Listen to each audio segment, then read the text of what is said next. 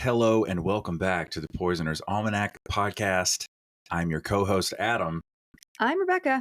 How are you, my dear? That sounded very news anchory of me. Okay. And I'm Rebecca. And I'm Rebecca. Coming to you live from... No. I could do that. Props to those who can, though. It's a profession, all on its own. So what's new? What's happening? I would be one of those reporters, like, covering something and then gets hit by a sign blowing in the wind or something. Like, that would happen. That I could see that happening to me. Mm-hmm. But yeah. Not too much. Our daughter's on a field trip today, so she was actually excited to go to school today. They're going to see the Nutcracker. Yes, the ballet. Yes. The Nutcracker. I asked her last night if she'd ever seen ballet. She said no. Not in person, I don't think. Okay. She's probably seen it on like YouTube. What haven't people seen on YouTube? Right. Let's be honest. Yeah, she's gonna have a blast today. Mm-hmm. So I'm trying to think of what's new with me. I'm just trying to pay to live. Okay, that works. Aren't we all at this point? Yes, we are. The world is a crazy place. Mm-hmm. That's right. Yeah, we got a new voicemail we're gonna listen to today. Yay! And it's a cliffhanger, and you'll see why. But yes, y'all, I just have to say I'm so proud of Becca. She has been just grinding out the research and the content for these episodes. This makes me so uncomfortable. I know, I'm sorry. Also, I'm going to do it some more. I am so proud of you, and I like you, and you're extremely good looking. Okay. Thank you. I mean, that's what I'm supposed to say. I never know how to do this.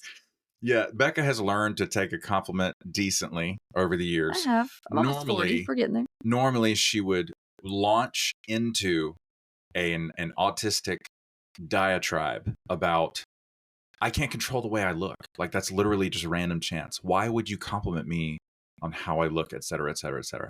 So we're making strides. I know. I'm weird. It's okay though. I'm funny because I'm not the most romantic person either. Like flowers to me, I'm like, they're just gonna die. You hate them. They're gonna die, and then they're gonna stink up the place, and then I'm gonna have allergies because I have allergies to everything.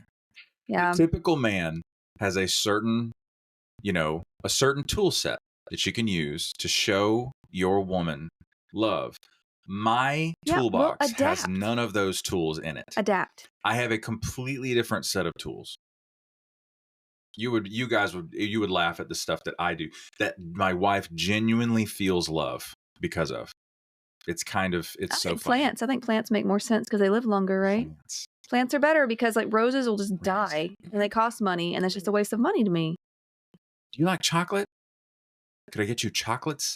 That's one of the typical romantic tropes. I mean, I usually just get chocolate when I feel like getting chocolate, though. I don't need you for that. I mean, well, at the same time, though, like it doesn't, I don't get the whole romantic chocolate thing. I don't. Sure. I don't understand it. Sure. But if I listen to you tell me about special interest or fun facts, it bypasses all your entire motherboard and goes straight to your soul. Yeah. Mm-hmm. Or when you binge watch things with me, like lately it's been What We Do in the Shadows. 100%. Basically been my favorite so far. If you couldn't tell from the tone of our voice, it's What We Do in the Shadows. Tucson, Arizona. That show makes me laugh. He will be a man of taste and culture. And I like it when you buy me stuffed animals. True. See, guys, we've mentioned 3 tools already. I'm a child. You're not. Also, like, Valentine's Day here is a hoot. Because 'tis a hoot. I don't understand the purpose of it to me. Like, you can't, you shan't, and you can't. I'm not against people who celebrate Valentine's Day. I just don't see the point that much in it. So I'm like, you should be treating me well every day, first of all. And I mean, I get like maybe people feel upset because they don't get something for Valentine's and you're supposed to do that. Yeah, that's just another. She's going to trip right over the cultural norm pretty much every time. It's weird to me. I'm just like, yeah. I mean, we go out to dinner or something, but I don't see the point in like celebrating. But it's so hard to go out to dinner the night of. Yeah, we usually do it like before. Yeah, it's like, well, can we do like the Saturday before? And then watch a movie or something. I just don't get the whole like, let's spend hundreds of dollars on this Hallmark holiday that was basically made up is made up so that you would spend money. Like, I don't think Saint Valentine had anything to do with any of this. Also, Saint Patrick, he wasn't even Irish, was he? Like, he went to Ireland, but he wasn't Irish. It's a whole thing. I heard on a podcast, a guy said, these guys were talking about finance and marketing, and the guy was like, consumption must remain at 70% or higher in the United States to prevent recession, quote unquote. He said that's why every single month in America has a holiday that is purchase provoking. I'm pretty sure every single month. All of our money goes to food and healthcare. That's it. True. That's basically it. That's 100% true. And these are things we need. And like, I'm one of those people that saves bags for gifts because I'm not paying $8 for a brand new bag and then throwing it away. I'm just going to save it and reuse it. Come on, get out of here. So story time. Story time. Story time. Story time. I escaped a religious cult 7 years ago. Without going into too much detail here, let me just say it was an extremely difficult journey. My mental health spiraled downhill, and I thankfully had enough presence of mind to seek out a therapist to work through what was going on with me. My therapist helped give me context to all the wild things I'd walked away from. He was kind, patient, and guided me through what my new normal might look like. I had never had healthy boundaries in my life. Therapy helped show me that as a result of being in a cult or high control group, I had never fully become my own person. It's a shocking thing to learn at the age of 32. I learned how to communicate to the people around me what I was going to do, and more importantly, not do with my time, energy, and resources.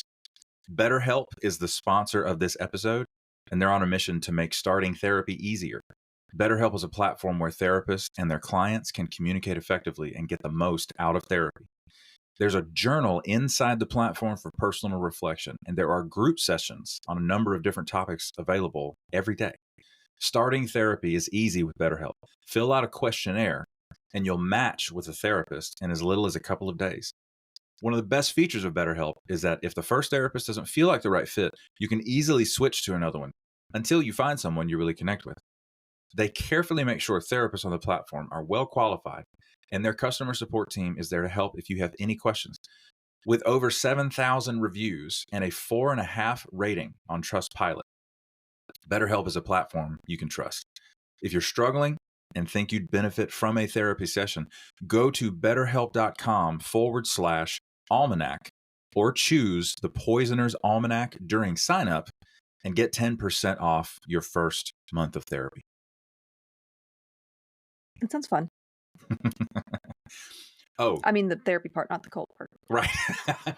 Although I've known people that I knew a girl once that got kicked out of a cult, and I was like, "Oh my God, you're so cool." Congratulations! You know, way to go. Good for you. Yeah, like a cult, like a commune type cult.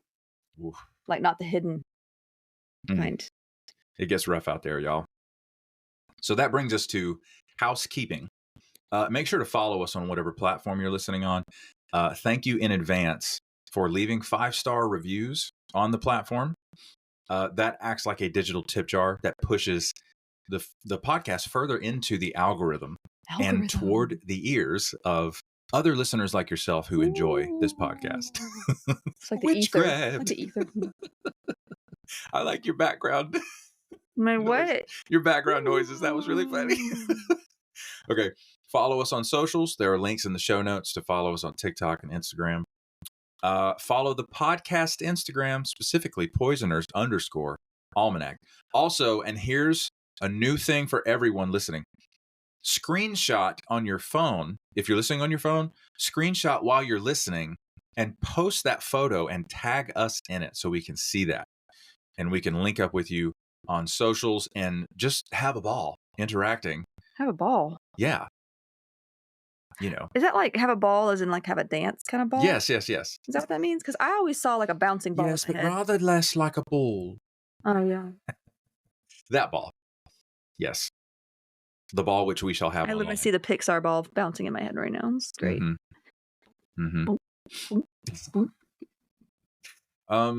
Also the Patreon. Sorry. It's really good. Sorry. The Patreon is up and running.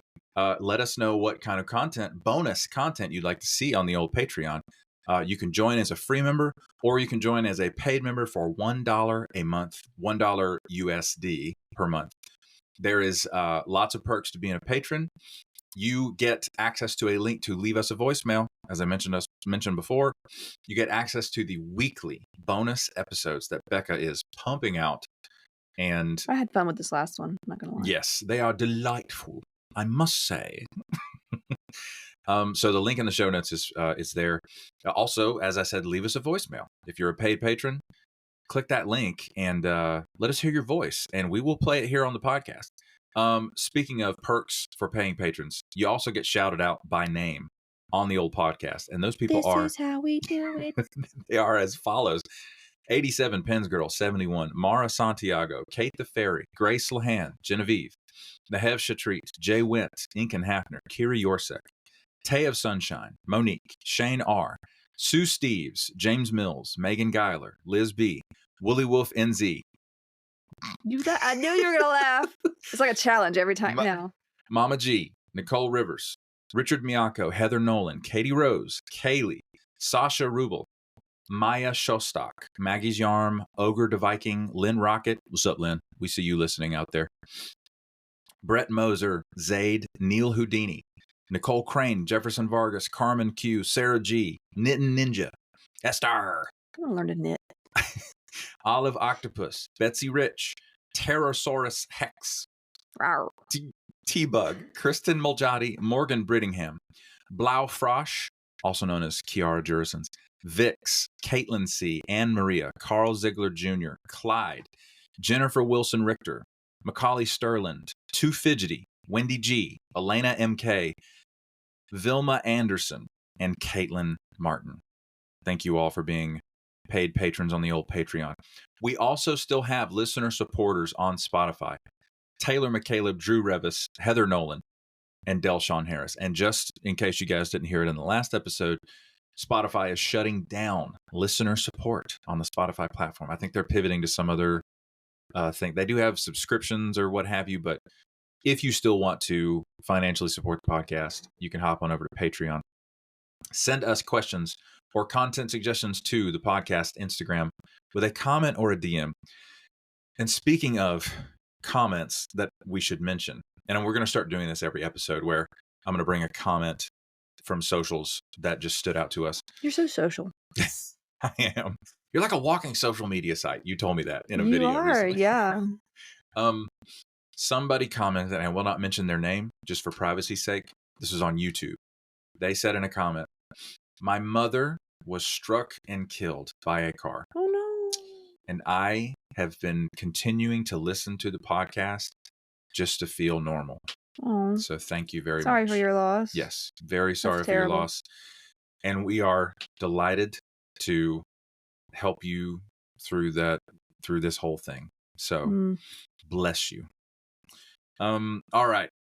That's going to take us to today's episode, my dear. What do you got? What do you got? You didn't play the voicemail. Play the voicemail. I'm so sorry. This is from Sasha. See, I told you my brain works sometimes. Okay. You guys ready? This is Sasha again, y'all. She has a follow-up voicemail. Hi again. Hello again. It's me. Hi. So it's me. I just listened to myself on the podcast, and I was a little bit intrigued, and I was excited, and I liked it, and I'm excited. I'm autistically happy. So I wanted to talk about hot chocolate again, because we were talking about it. One time I was 19 and I was at the airport and I was at the wrong gate, and I didn't notice, which was so neurodiverse, because I didn't notice because nobody was there. And so I liked it. And that doesn't happen very often at an airport. So I needed to rush from this gate, which was correct, but there was a D in front of it and not an A, to the other one for 15 minutes. And I really ran, and I was extremely exhausted. And I just arrived at my gate, and they were like not even boarding. So I felt a little bit tricked. And then I went to Starbucks because I wanted some hot chocolate. And the hot chocolate lady asked me what flavor or like what I wanted, and then she was like, "So what's your name?" And I was so confused. Because what do you need to know it for? And I was just like, what do you need to know that for? And she's like, oh, that's our system. And I suddenly, it hit me. Starbucks. Oh no. What happened? There's a 90-second limit on the voicemails. Well, I need to know what happened. So that is a cliffhanger. You're right. I need to know what happened. We all need to know what happened. I need to know what happened. On the next episode of Coffee in the Airport. It was hot chocolate. Hot chocolate, sorry. Get it right. On the next episode of Hot Chocolate in the Airport. Tune in for episode 2. Yeah, I get it about the airports though, because we live in Georgia here in the U.S. and the Atlanta airport is my living nightmare. Ooh. I've only been there a few times, and I'm terrified of the Atlanta airport. It's very scary up there. Who isn't? I don't like it. It is statistically the busiest airport on the planet. I've cried in the Atlanta airport. It's awful. It is the worst place. If you get overstimulated easily, don't ever go there. It was awful. Hated it. Still hate it. Get inside of a suitcase that rolls and have someone roll you through that airport. That's what you need. It's awful. Also, I just want to point out, she thought she was at the right gate because she was enjoying being alone. Yeah, maybe this is the gate for me. It's like, oh, this is the neurodivergent gate. This is the autistics gate. One. Yes. Doesn't matter. Going there. The gates, the number and the number and letter for the gate starts with an A, which stands for autistic. Obviously, this is it. One day I'm going to brave Atlanta airport so I can go have hot chocolate in Europe somewhere. Oh, that sounds wonderful. I'll probably cry several times before I get there. So I'm going to look a little puffy faced, but I'm going to have that hot chocolate over there. One day. It's going to be great. Becca, and I don't know how we're going to swing this, but our dream is to just take a several week vacation in the Nordic countries and the UK and Europe and just see the whole thing. We might not come back. So we'll see. Anyway. But yes, shall I? Yes, thank you so much, Sasha. Please update us. We got to know. So this has been requested for a while, and I've been, I don't want to say dying to do it, because that seems very insensitive, considering the subject matter. Strongly anticipating. Itching. No, I'm going to say simple. I'm going to say wanting. Because itching doesn't sound very nice either. Sounds like you have an infection. Yeah, well, we are talking about a particular one, E2. So, yes. But I've been wanting to discuss this topic for some time now. We're going to discuss the bubonic plague. Bring out your dead. Oh my God. Or the Black Death, or simply the plague, the Great Plague. Yep. The terms have been used interchangeably about various outbreaks, and sometimes the same outbreak across Europe, and that's because they were caused by the same little menace known as Yersinia pestis. My what? So Yersinia pestis is the causative agent of it's a bacterium. It's what causes bubonic plague, essentially. Okay. We're going to get into it, though, on how it spreads and all that in just a minute. But we got to go way back in time before anyone knew microorganisms were a thing. And we've talked about that a little bit, right? Yes. So the plague was causing havoc as far back as the Bronze Age, a good 3,000 years before it was even written about. We know this mainly from studying human teeth in Europe and in Asia. Wow. From those living up to 5,000 years ago, really. Okay. But Yersinia pestis was found in some of these individuals, the oldest of which would have been alive around 2,794 BC. Mercy. Okay. This is older than the previous thought oldest instance of plague, which would have been the Justinian plague that we discussed in our bonus episode last week. So using what they discovered in these teeth, scientists were able to see how the bacteria evolved over the years to be so deadly. And the samples that they saw were a bit different in that the bacteria had not yet shown a gene known as Yersinia murine toxin, which allows it to replicate in fleas. This is back way back. Wow. So that it spreads quickly and easily. It also had a protein. Okay, it had mutated. It had not yet to at that acquire point. That. Yeah, this is like way before the actual. Everybody was talking about this 4 years ago. But yeah, this was going on like before even the Justinian plague. Like, but it was human born before the actual Black Plague occurred. Like there were humans getting it, but it didn't originate in humans. Yeah, but it's very old, and it evolved to be deadlier over time. So it also had a protein back in the day called flagellin, which made it easier for the immune system to detect. The bacteria basically would evolve to have a mutated version of this protein, making itself more invisible to the immune system. So it's fascinating stuff. Not exactly beneficial to humankind, as you can imagine, because by the time the Justinian plague came around, and then outbreaks there, and then the Black Death instance of the plague in the 1300s, we'll talk about that especially. It had mutated to be much more of a problem. Now, the Justinian plague, or plague of Justinian, showed up about 541 AD in Egypt and spread quickly throughout the Mediterranean basin, Europe, and the Near East. It reached England within like a year. It was spreading pretty quick. This had been seen as the official first recorded instance of plague. As we discussed last week in our bonus episode, it made an already difficult time harder. Now, this epidemic was named after Justinian I. He was the emperor of the Byzantine Empire at the time, who he actually contracted the disease and recovered, as reported by Procopius, who was the court historian of the day. Also, we discussed that this epidemic caused a lot of turmoil economically, as plagues tend to do, socially and politically in the areas that were affected. This particular bout of plague was first documented by Procopius at the port of Pelusium near Suez in Egypt. It's currently believed that it originated in either China or India and traveled along those trade routes to Egypt and onward. So others who reported the Justinian plague were John of Ephesus of the Syriac Church and Evagrius Scholasticus, which is a fun name, but he actually earned that name sometime in his 20s. Scholasticus. Wait, Scholasticus? Scholasticus, yeah. Gotcha.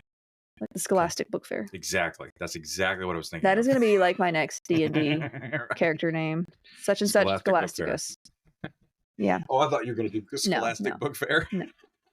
You're fine, right? Biblio Scholasticus. No. So he would have been a child at the time, but later became a church historian and scholar, hence the name Scholasticus. He actually had the illness but recovered. Much of his family, including his wife and a few children, would succumb to future plague outbreaks, though. So it's a very sad time. Now, we did mention, again, like I said in the last bonus episode, covering the worst year of 536. According to some historians.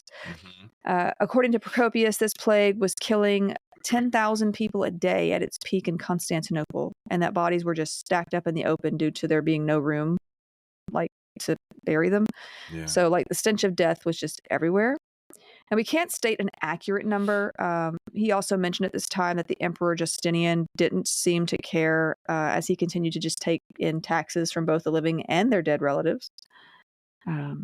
As you can imagine, however, the plague left the economy in shambles. Farmers couldn't tend to crops, and the price of grain increased in the city. This, along with the fact that Justinian had spent quite a bit of money on elaborate churches and extensive wars, pretty much just weakened the entire empire. So, the Byzantine Empire was also known as the Eastern Roman Empire. Okay. So, just so I don't get people confused. All right. Justinian was the emperor of the Byzantine? Yeah. Gotcha. At this time.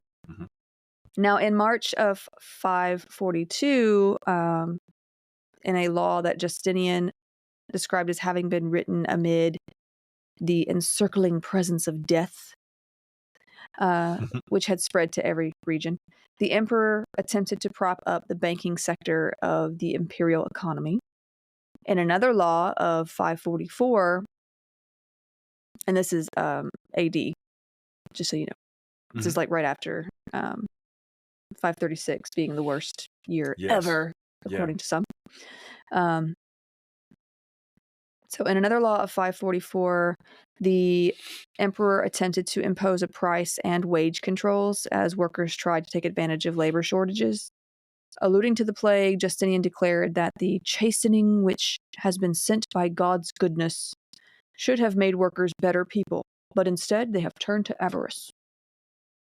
Okay. Jesus Christ. Okay, sir. Okay. So, Okay. All right, Jeff Bezos. oh my God. Jeffrey Bezos. Sorry. Look at you now.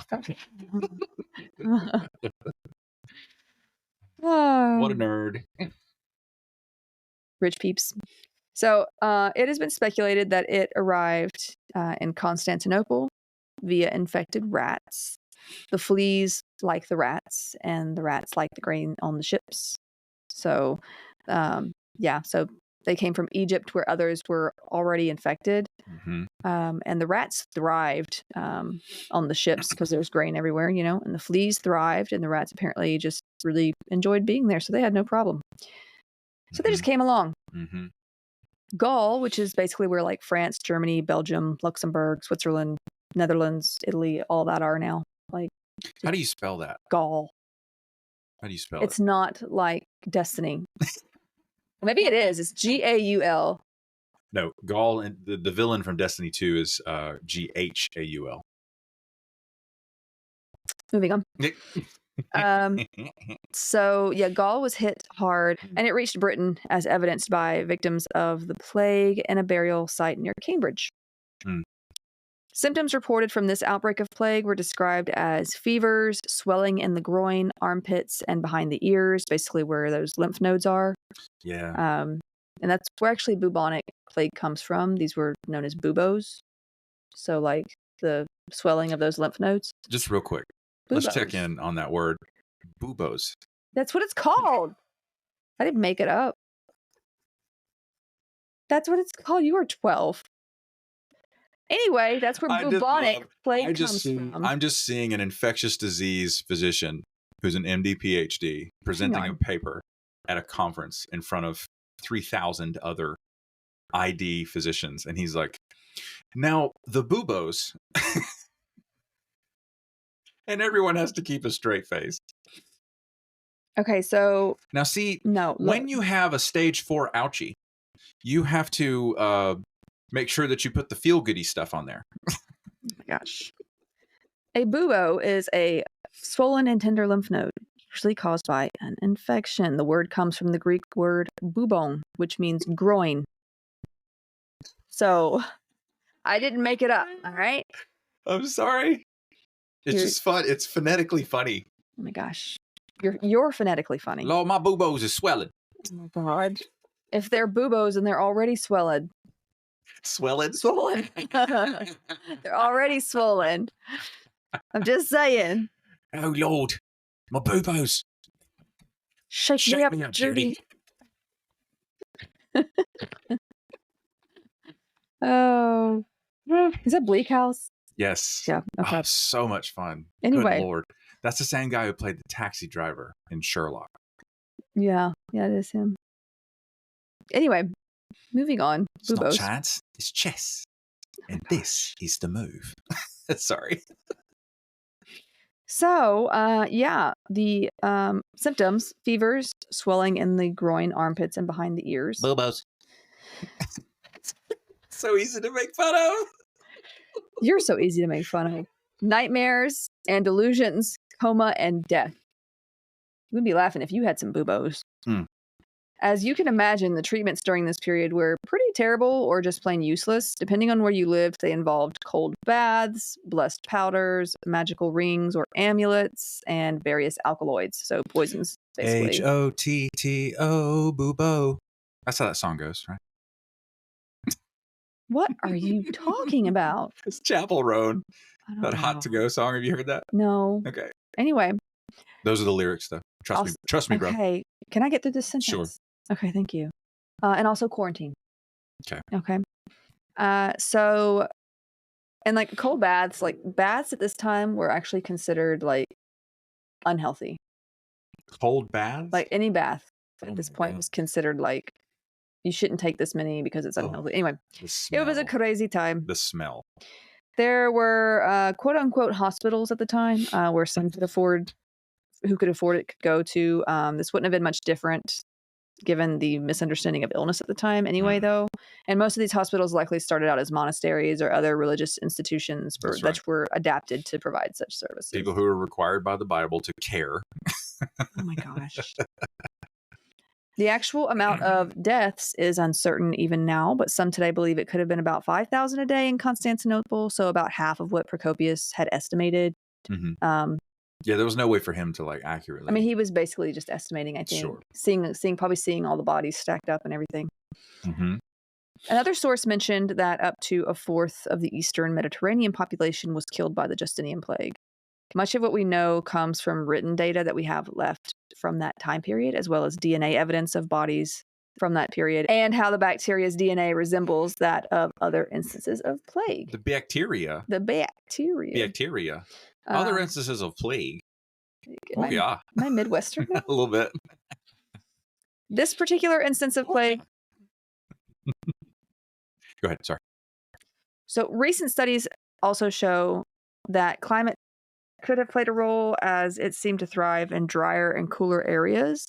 But this may simply be because of the climate elsewhere was basically urging the other players. So like the infected rats and human migrations, like the rats were trying to get to a climate that they more approved of, I suppose. Now, this particular instance of plague came and went for like 200 years before seemingly disappearing in 750 AD. I say disappearing, but like it showed up here and there, but not as epidemic as it wasn't an epidemic, basically. Right. It hadn't yet mutated, is what it sounds like. No, it had mutated before here. Oh, okay. And then it slowed down, and there'll be further. So, for geographical reference, it was pretty big in Constantinople in 573 to 747 AD, Iraq, Egypt, and Syria. In Syria, there was the plague of Emmaus. This was in 638 to 639. The plague of Emmaus received more attention in the Arabic sources than like any other epidemic until the 14th century's Black Death. Yeah. The Emmaus is referenced in the Bible. Well, it's a place. Yeah. Okay. Yeah, it's a place. It's been around for a long time.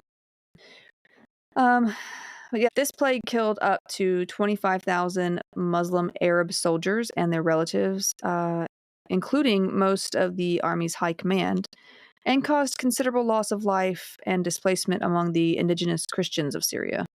So that's wild. Between and then Mesopotamia, it struck there in the late 600s to early 700s. So kind of moved around a bit over the time.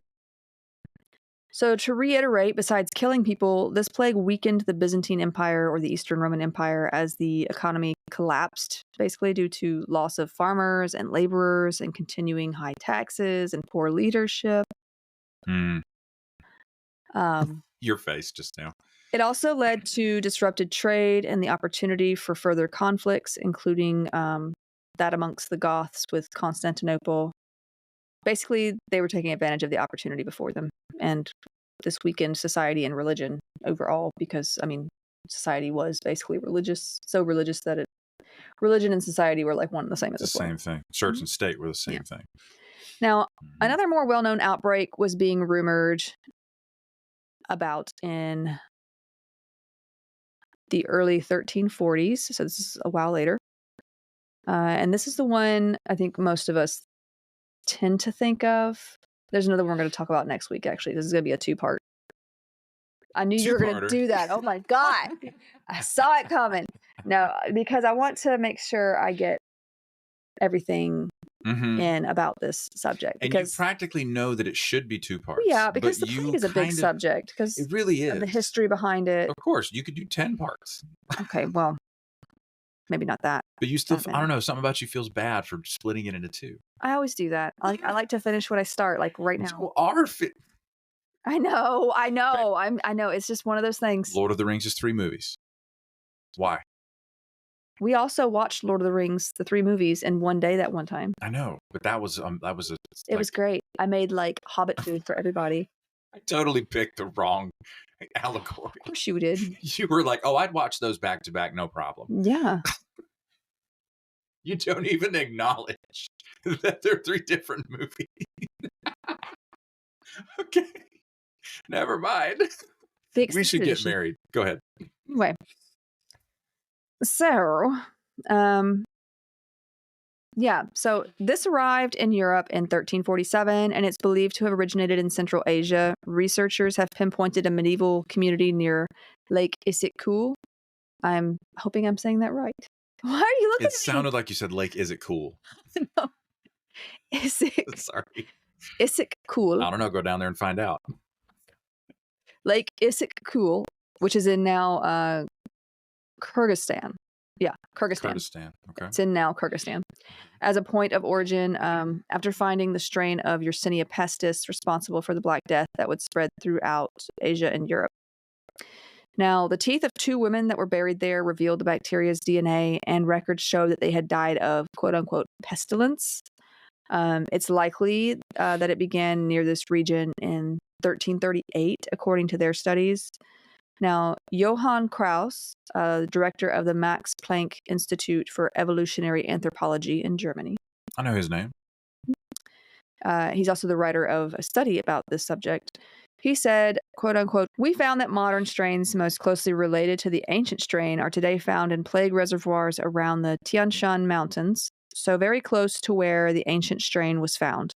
Wow. This points to an origin of Black Death's ancestor in Central Asia. We also know that Europeans knew about a great pestilence at this time. They were calling it the Great Pestilence. Mm-hmm. That had been wreaking havoc among trade routes in the Near and Far East. And you remember that story we told about the Mongols flinging like dead plague victims over the walls of Kaffa? Yeah. As a sort of biological warfare tactic. Savage. Yeah, to infect their enemies. Yeah, it was likely that the illness followed the Mongols pretty much all over the areas that they went. So, those areas too. So they always had a dead body to fling over a wall. I guess so, yeah. How convenient. So, how did it arrive in Europe? Well, in 1347, about 12 ships docked in the Sicilian port in Messina. They had come from the Black Sea. Some say they'd come from Kaffa with people who were trying to get away from the Mongols, which we've actually kind of mentioned before. Mm-hmm. It's just, I find it kind of symbolic and ironic it came from the Black Sea because it becomes the Black Death. Well, there you go. Anyway, that's not why it's called that, though. Mm-hmm. Most of the sailors on these ships were dead, and the others were severely sick and had these black boils all over. They were oozing with blood and pus. Once this was discovered, authorities of the area made the ships leave, but it wouldn't matter. The illness had already begun to spread by then. Wow. So this is the big outbreak that would leave at least a third of Europe dead, over time. We have lived through one pandemic in our lifetime, COVID. Yeah. I say we, I feel like there's been other epidemics in certain Small areas, right? Not to say COVID has been the only source of worry, because there's been lots of other stuff, Ebola, and other areas and stuff. The world is quote unquote first world. Yeah. Interventions or resources to stop outbreaks of disease. Right. And so when I say pandemic, I'm talking about the entire world was dealing with COVID at one point. That's the meaning of the word. Yeah. So, but that was a few years back now, and it was rough. The mortality rate of COVID was about 1%. Now, this is a statistic that you cannot use this statistic for personal risk, by the way. I feel like a lot of people think so if I get COVID, I only have a 1% chance of dying. That's not how that statistic works. No. That's not how you do that statistic. That statistic is,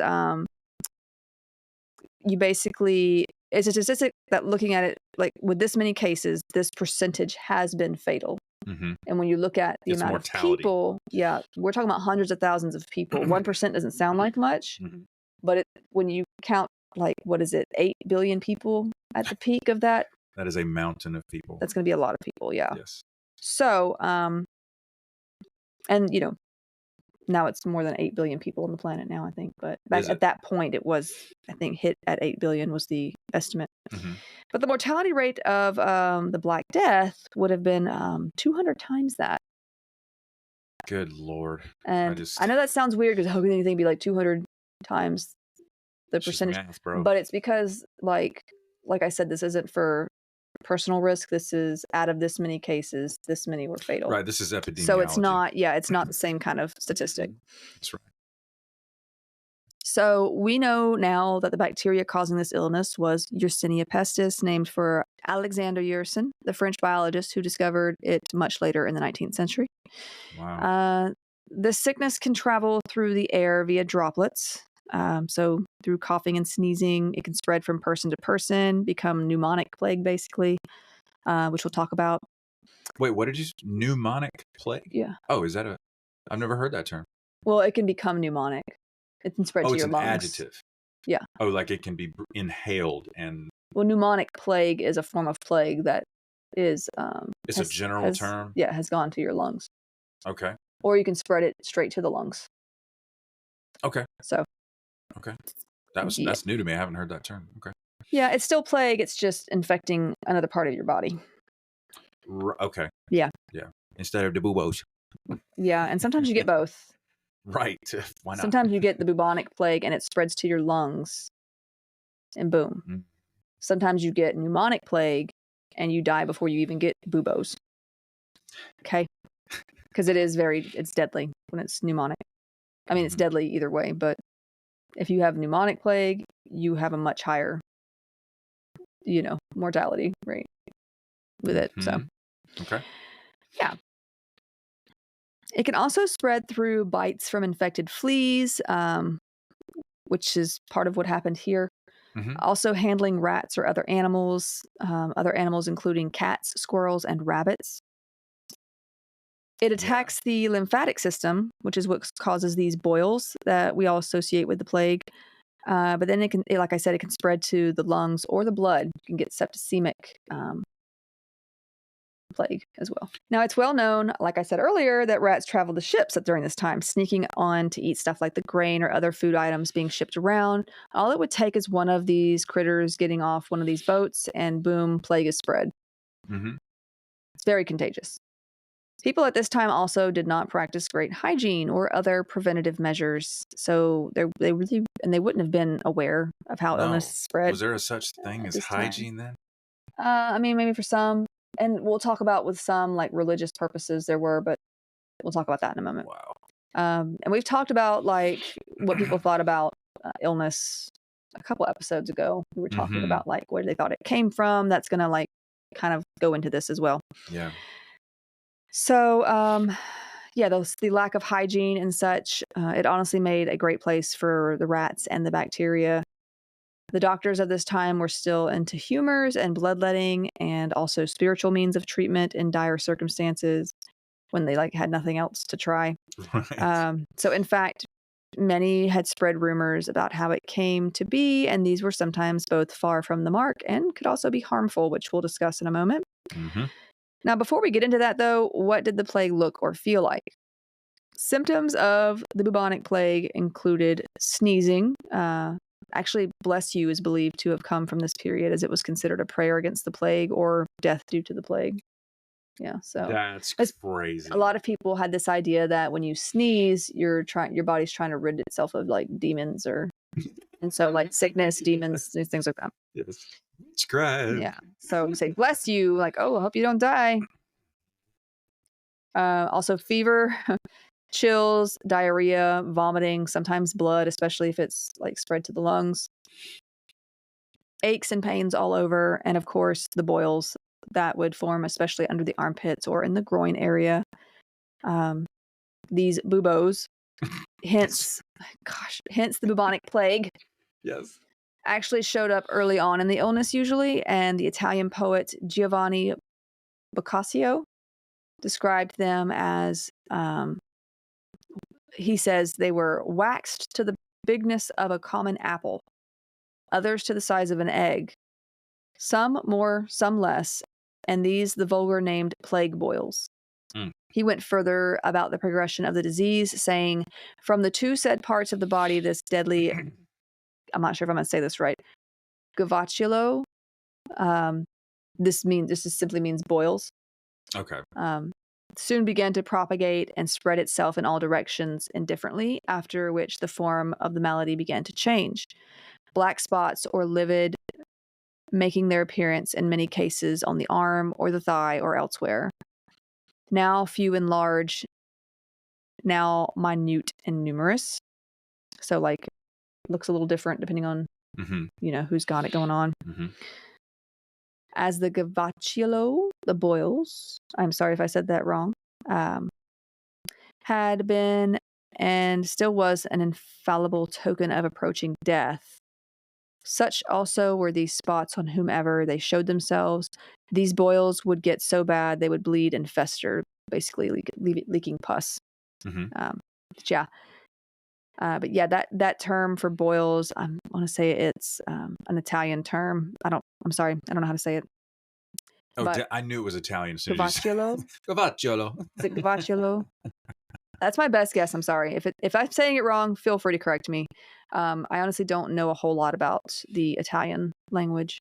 It's very musical. It's very nice. Gavacciolo, ciao. Yes. It's one of the romantic languages. Very much. Yeah. Latin based. So victims often died within 2 to 7 days of these symptoms. Those who did survive the illness itself could have died from sepsis because of the infected wounds or gangrene from rotting flesh. If it was septicemic, you could start clotting all up and basically the flesh would die. Oh, okay. So it could be as soon as 2 days to be fatal. That's crazy. It can. Especially pneumonic. So some were said to go to bed healthy only to die the next morning or day because of how vicious this illness could be. Pneumonic or septicemic versions of the disease. With these, death may have come before the buboes or the boils could show up, as I mentioned. Pneumonic plague had a 90 to 95% mortality rate and simply attacked the respiratory system. So you could get pneumonic plague from someone else, or you could have like bubonic plague and the bacteria, the infection spreads to the lungs. Yes. Kind of thing. So septicemic plague had a mortality rate near 100% and is the infection of the blood. So you get septic, but you would also see like purple patches over the skin as these clots form, and you basically go into what we term today as DIC, which is disseminated intravascular coagulation. It's a very that is all three of those words are bad news. That's a very it's not a good thing. Not a good thing at all. You basically bleed out. You're losing blood vessels that work. Yeah.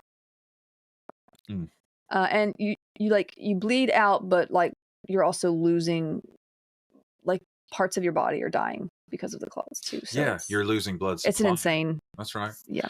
That was one of the, and Stephen still, like I try to coach people who, patients, and anybody, even casual conversation. I'm like, COVID is not strictly a respiratory disease.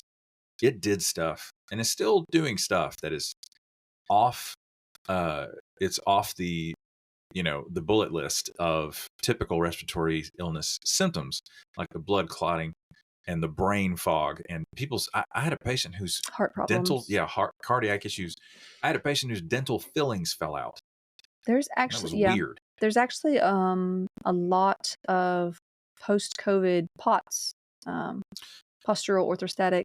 Yes. Tachycardia. Yeah. So syndrome. There's been a lot of that. I've heard of people who needed to have their appendix removed not long after having, because it's an inflammation type thing, can cause inflammation. So yeah, and for some people it doesn't do any of that.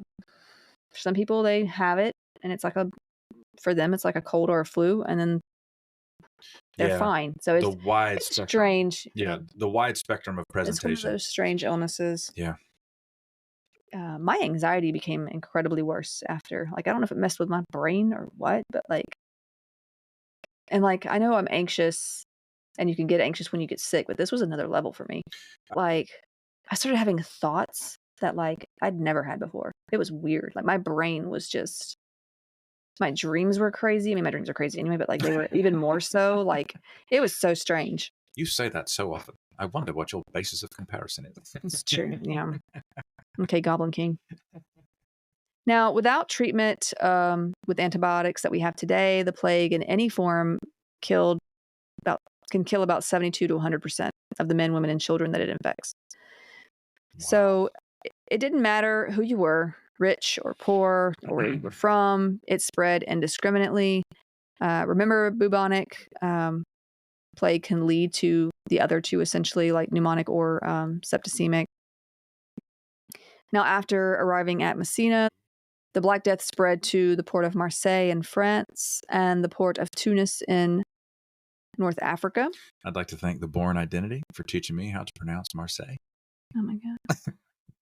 I'm gonna laugh if it's wrong. I'm just kidding. It then traveled Jason to Rome. Bourne's never wrong. Watch your mouth. Okay. It then traveled to Rome and Florence, where extensive trade routes were there, as well as to the east in such places as Gaza, Damascus, Lebanon, Syria, Israel, Palestine, and later Antioch. Now, by the middle of 1348, just the next year, it was in Paris, Bordeaux, Spain, Norway, and London, basically major populated areas. Mm-hmm.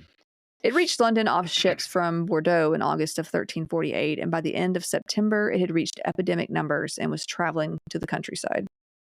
Yeah. As the disease spread, so did the panic. Doctors would start refusing to see patients. Priests refused last rites of those who were suspected of having plague symptoms. Shops closed. Some moved to the countryside, but it didn't seem to matter because it was there as well. Mm-hmm. Have you ever read Edgar Allan Poe's The Mask of the Red Death? No. I love some Edgar Allan Poe. Mm-hmm. It was published, it's a short story, it's published in 1842, and it gives plague vibes. However, the symptoms of the illness in that story kind of sound more like Ebola a little bit because, like, which we're going to cover, no worries. But it was titled The Red Death because by the end of the illness, its victims, like, were bleeding from their pores. Anyway, Wow. the story, in the story, this wealthy prince by the name of Prospero, which I think is a perfect name for him. Hang on. That's just... Prince Prospero. Yeah. He invites all these nobles and other wealthy and powerful people to his home where they can kind of escape from this plague, killing everybody else outside because, of course, they have the resources to do this and they don't really care about anybody else. So after about 6 months of hiding, they are partying it up when this stranger in disguise shows up. He's wearing the mask of a corpse and these dark blood-spattered robes. Now, Prince Prospero actually dies after confronting the guy who basically represents the Red Death, and the others start dying as well. I don't want to spoil all of it, though, for those who have not read it in its entirety. Oh, man. So go read it. It's a short story. It's honestly one of my faves. Mm-hmm. It basically means that even the wealthy and powerful cannot avoid sickness and death in the end. Mm. So what's that saying? I can't remember where it's from, but they're like, in the end, the king and the pawn go in the same box. No, I So, like that one. It was kind of fun. Now that's an idiom that you can get on board with. I get that, yeah. There's more than one way to skin a cat. I still don't get that one. Why would you skin a cat? Anyway, back to the Black Death.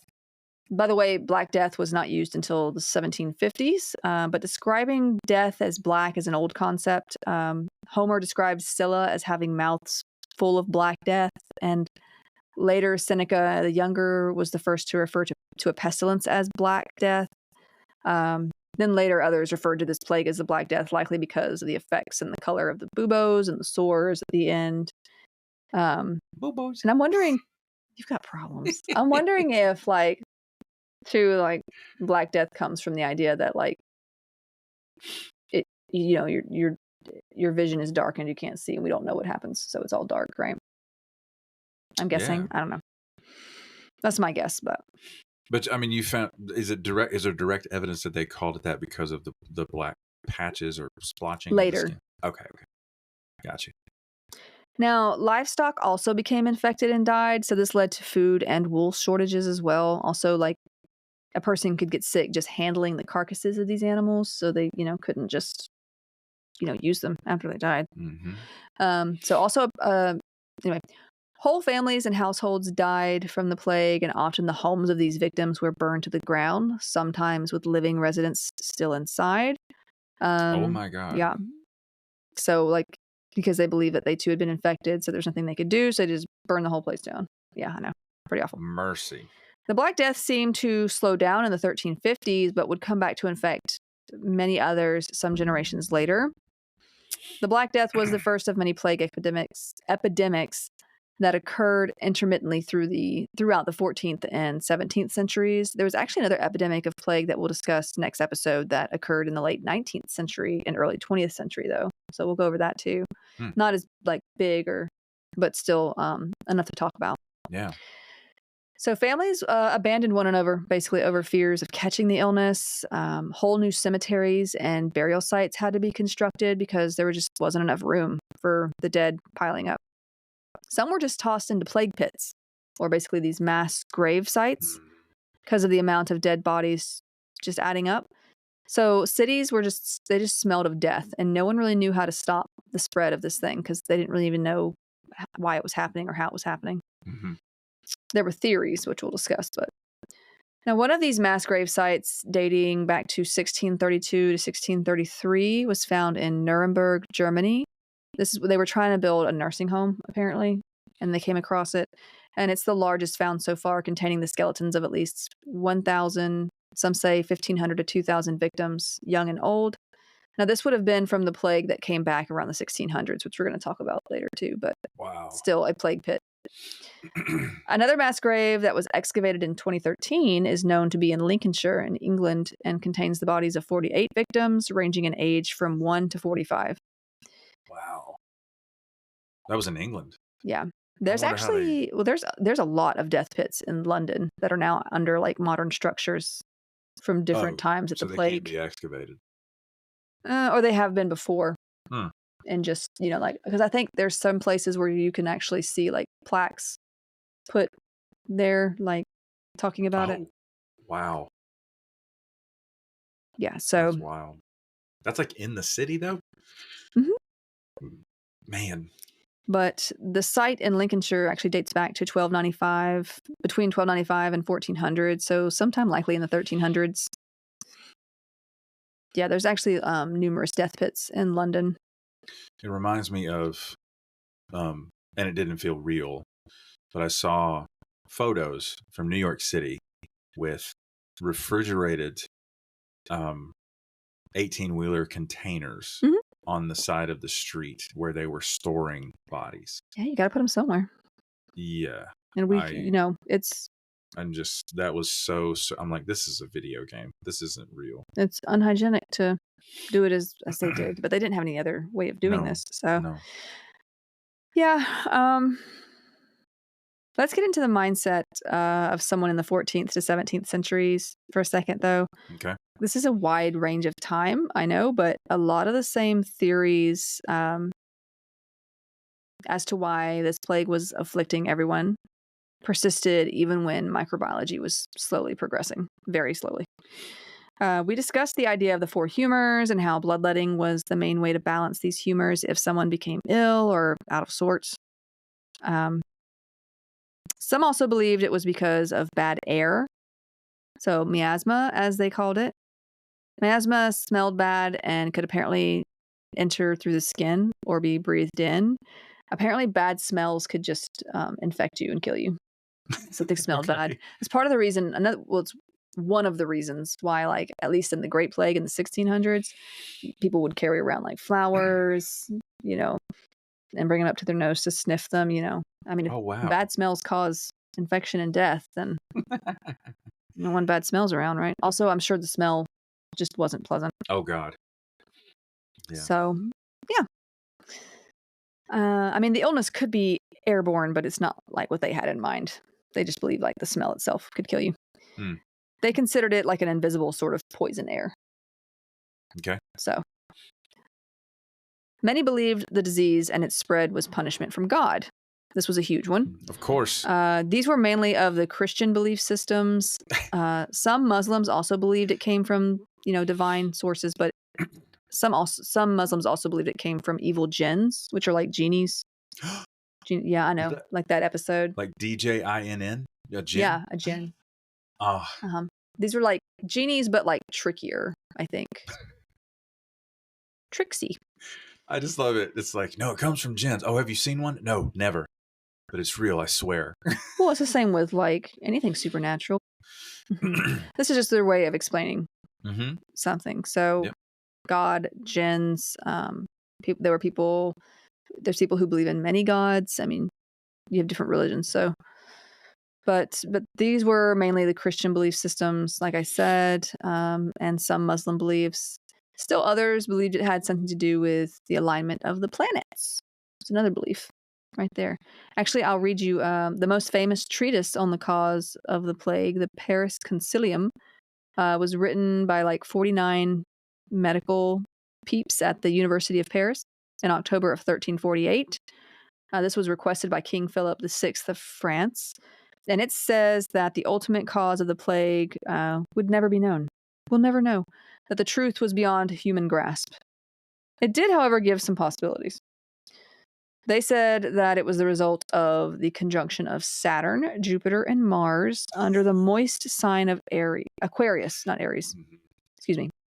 Aquarius. It's just moist. I don't know why people use that word. And they said that took place in 1345, following both solar and lunar eclipses. It also cited Aristotle's notion that the conjunction of Saturn and Jupiter would bring disaster. According to Albert the Great, the conjunction of Jupiter and Mars would bring plague. I'm a Sagittarius, which tells you all you need to know. Jupiter, the sanguine planet, was hot and wet. So I don't know how you would know that. Have you been there? I'm just kidding. What are you guys talking about? I don't know what that is. Well, from what it probably looked that way to them from afar. I don't know. So 2 qualities that led to rotting or putrefaction, and which led to plague. So like they were trying to make sense of it through nonsense. Well, yeah, they were trying to make it make sense through planets and where they were at. Now, these ideas were also taken from the Hippocratic text, Epidemics, which stressed the importance of astrology in medical practice. Aristotle's Meteorology, also influential, discussed weather and other atmospheric phenomena,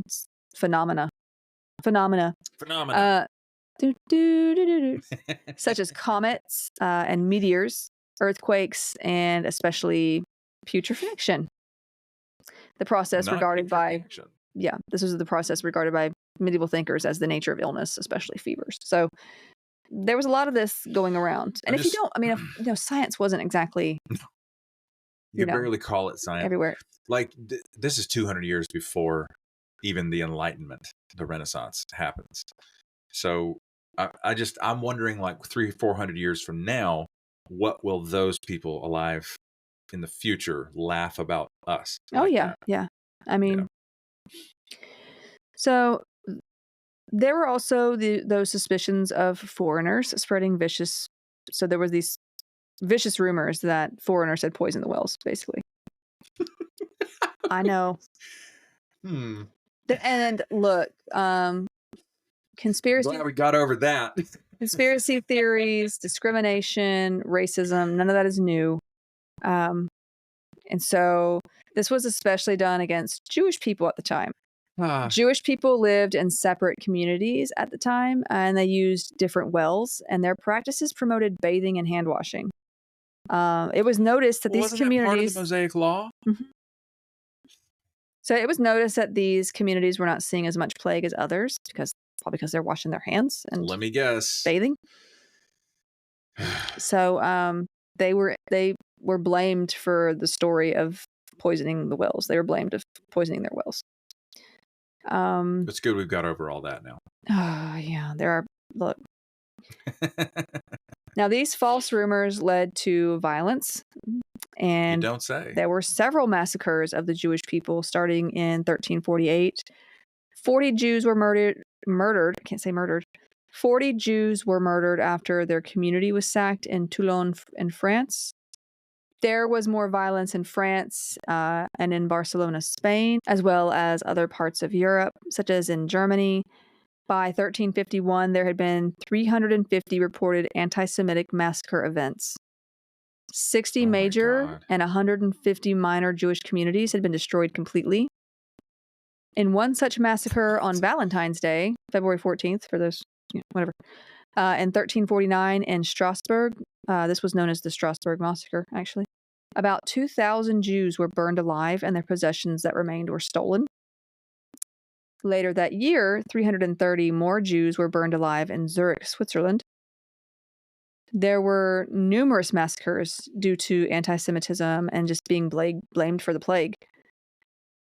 In most places in Europe, civil authorities did little to nothing to help stop this. Poland, however, welcomed them, and King Casimir III of Poland actually provided refuge and protection to the Jewish people. Many Jewish people actually moved to Poland as a result, and you actually see that later in history too, that they lived there. Yes. Until. Yeah. So, in case you're wondering, how did they come to live in Poland? There you go. There you go. Many, So Pope Clement VI actually issued, is it a papal bull? Papal. Papal bull. Papal. Sorry to all my Catholic friends. Papal bull. Okay. Which is like a decree to the Catholic Church. Like bull, like a cow? No, it's like it comes from something else, and I can't remember exactly what it is now. But it's like a decree or it's official, like a decree. Yeah. Okay. Executive order. Yes. Now, basically stating that those who believed that Jewish people were to blame for the plague were being lied to by the devil, essentially. This really only helped, though, where the Pope had more influence. But, I think the rumors that were started in these small villages, people got violent, and they were like, we'll just do this and call it, and justify it however we want to. Yeah. But the Pope did say, like, hey, that's the devil. So he tried to discourage it, but it didn't really work, except for in areas that he had most. You mean a single piece of paper to not get rid of anti-Semitism? This really only helped, though, where, like I said, he had more influence. So only certain regions. Yeah. But as this epidemic slowed, so did the violence. But anti-Semitism and discrimination anywhere also continued. I think in Russia, when they had their plague epidemics, they were blaming Turkish people. So it's not like there just seems to always be someone to blame. Yeah, there's a scapegoat for something we can't explain. And so that seems to be how it works. I just find it hysterical.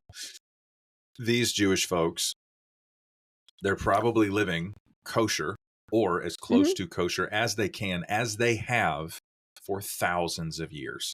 Yeah. And they literally protect themselves from infection because there are stipulations in the Mosaic law that will keep you a little cleaner. I'm pretty sure in Muslim law there are these similar stipulations as well, like cleanliness and things like that. But I think the Jewish people of this time were traveling they were in communities nearby.